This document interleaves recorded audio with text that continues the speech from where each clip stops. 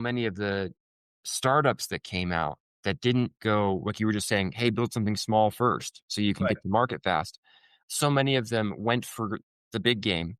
Yep. And whether they got there or not, when it didn't work, the runway was gone. If it Going didn't with work, them. Yep. and once the runway is gone, that's it Yep. because you Yep. didn't have it. Whereas if it's so tough though, because again, you wanted to make the big Yep. splash, you want to make the game, but if you get over the line and you're just hoping that everything is gonna flood in, then you don't have time to do what CDPR did. You don't have time to do what happened with Siege. You don't have time to let yourself figure out that game, and what's gonna end up happening is you're gonna run out of money, and that's it. You're gonna get shut down. Yep.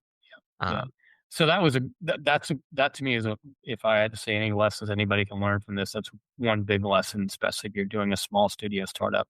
Do something small, learn how to get something out the door. And if it's moderately successful, fantastic. It pays the bills and keeps on going. It shows you can get something done and what makes it much easier to get funding for the second thing you want to do. Yeah. yeah. The other thing I think in the state of the industry today is that there was way too much consolidation going on. I think it's really Mhm. sad that Activision is not its own entity anymore. I think that I look at Microsoft's huge now with lots of studios, but where is the leadership there? Where's their North Star? I always ask that question. What's your North Star? And what do you want to be when you grow up, so to speak? Where are you heading? And didn't never get really straight answers there from that Yeah. leader.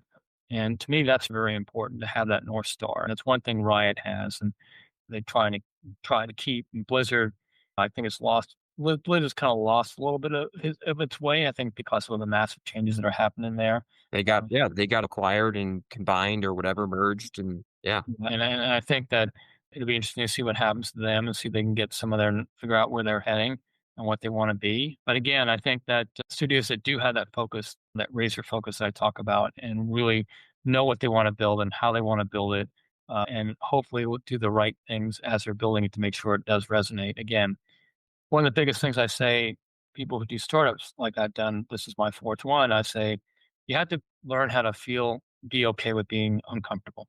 You have to learn how to be that way. You just do. And some people it stresses me out. It doesn't stress me out. If I'm not uncomfortable, then something's up. I'm going to start looking around and figuring out what the hell's going on because that's not a great place, in my opinion, to be. And you always have to be uncomfortable, in my opinion. You got to learn how to live with that and take those chances because that's what's going to make it, in my opinion. If you have a really solid, high performing team that has something that resonates really well, that seems to do great on focus testing, and you start getting it out to the public and they start getting you feedback what's going on, and you have something you can see that it's there, and just honing it in and bringing it home. That's the hardest thing about games is honing it and bringing it home. Finishers and the starters I talked about earlier. The starters, you need to that works as a blank piece of paper. The finishers are the checklist people and know what needs to get done and how to do it. You got to learn how to mix those two right because they are two different people.